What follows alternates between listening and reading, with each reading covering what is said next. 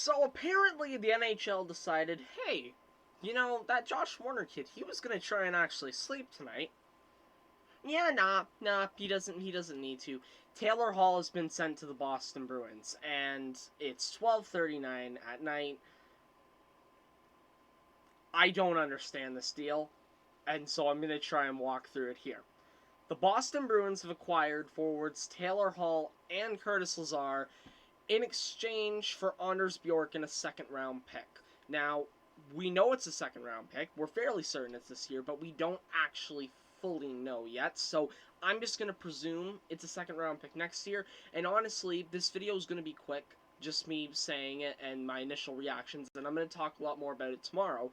Because, yeah, I'm going to have to talk about something tomorrow because everything's happening tonight. Also, there are like 4 other trades that took place tonight. Jeff Carter, Mike Riley, David Rittich, and Braden Colborne, I think, all got moved. Yeah, save that till tomorrow. We're doing that tomorrow. I don't think... Listen, this is my 3rd video today, and this is like my 7th video in 3 days. Please let me just sleep, okay, before a 3-hour live stream tomorrow. Here's my initial reaction on this trade. For the Boston Bruins, it's a nice swing. It's a very interesting swing for them because, yes, Taylor Hall can be good. Here's the thing about Taylor Hall, though. This year he is not. He has had one of the worst seasons by a forward, shooting percentage-wise, since 2013-14. I'm taking that stat from Chris Johnson of Sportsnet, and he is struggled a lot. There's also now reports of him being a bit of a locker room cancer, and while I don't know if that's fully true, you do have to look at the facts here and say every team he's been to, other than his Hart Trophy year, that team has struggled. I know people are going to say Arizona. That was one of the flukiest runs you could go on. So there are some attributes about him that are concerning. That being said, if he can show up and if he can put up offense, my God. And also, another fun thing to throw in here, you look at their forward depth. I don't know who they have injured right now, but when healthy, like I said, I don't know if anybody's on LTIR or if anybody's hurt. When healthy, this team's forward depth is Marchand, Bergeron, Pastrnak, Taylor Hall, David Krejci, Andre Kase, Jake DeBrusk, Charlie Coyle, there's Craig Smith. I know Nick Ritchie's in there as well.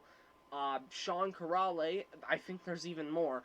They have an immensely deep forward core, even more of one than they had before. They already had a fairly deep forward core before. Trent Frederick, there's another one.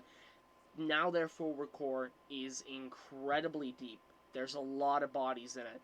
Also, they also picked up Mike Riley. I'll talk about that trade tomorrow and talk about Mike Riley a little bit more. He's fascinating to me, that's why. But the Bruins, even after losing 8-1 tonight, even after being really shaky, are saying, we need to try and do something. And honestly, this could be Don Sweeney taking one last crack at trying to keep his job. Because, it's getting to that point where what have you done for me lately that is noticeable? So, this is Don Sweeney taking one big swing. Let's see what happens.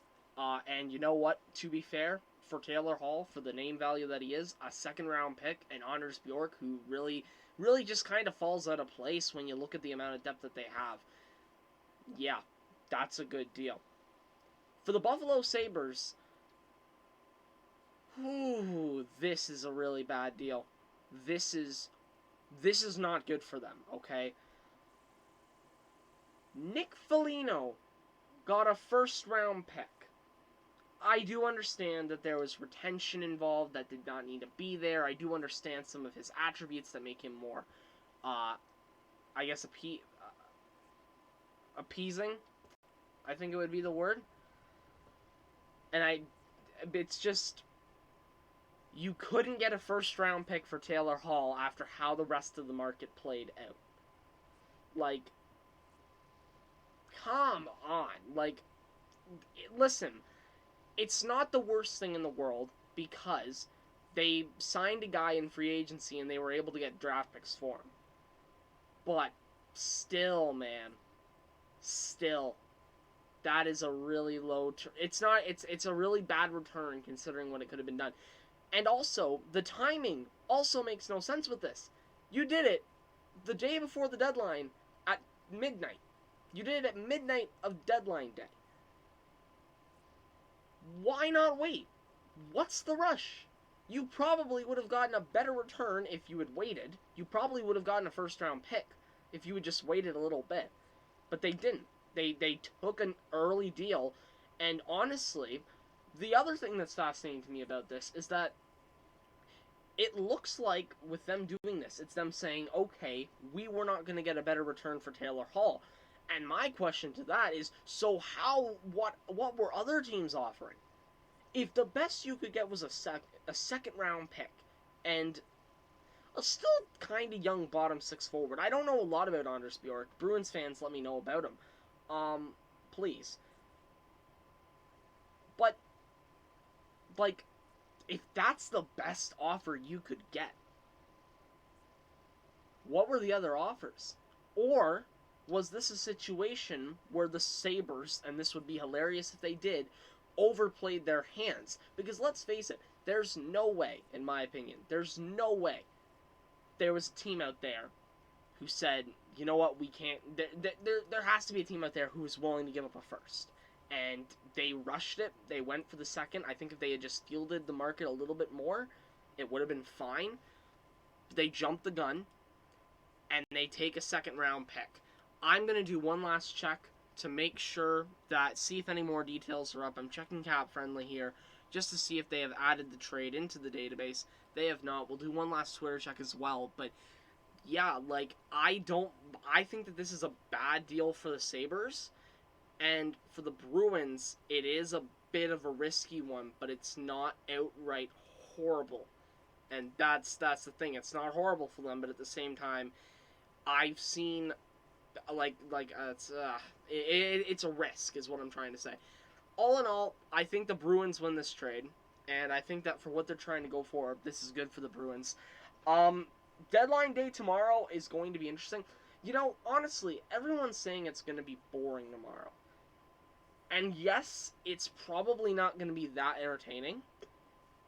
I think there is going to be a lot of intrigue, because you look at some of the moves that have been made, I feel like there's something else waiting to happen. You know, I